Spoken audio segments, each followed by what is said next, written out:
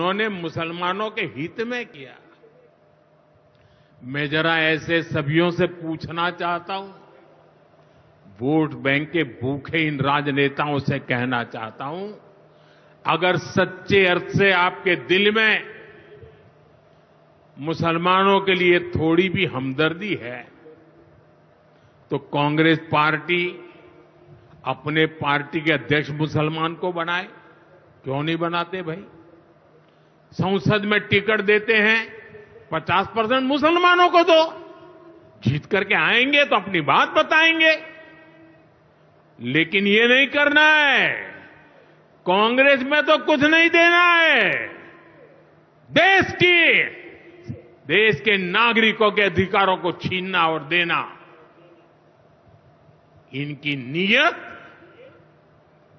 किसी का भी भला करने की कभी नहीं रही, मुसलमानों का भला करने की भी नहीं रही।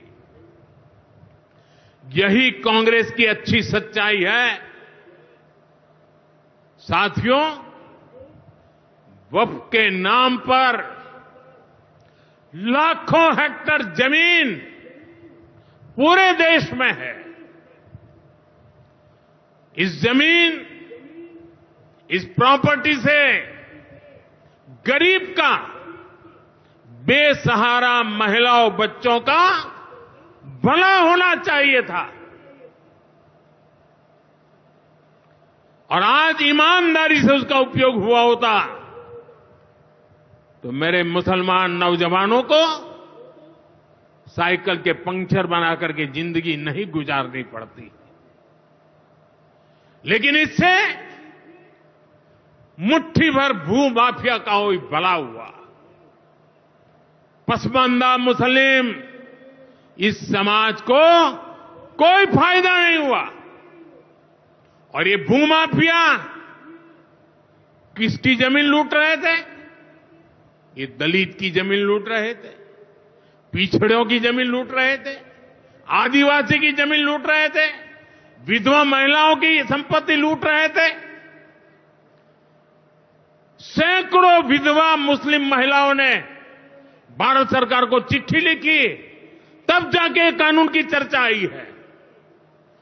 वक्फ कानून में बदलाव के बाद अब ये गरीबों से जो लूटा जा रहा है वो बंद होने वाला है।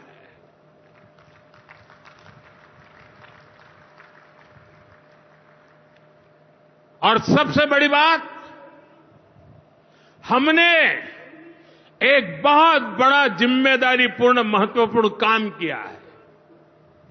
हमने इस वक्फ कानून में एक और प्रावधान किया है।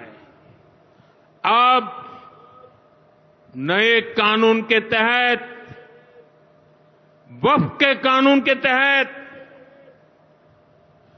किसी भी आदिवासी की जमीन को हिंदुस्तान के किसी भी कोने में आदिवासी की जमीन को, उसके घर को, उसकी संपत्ति को ये वक्फ बोर्ड हाथ भी नहीं लगा पाएगा।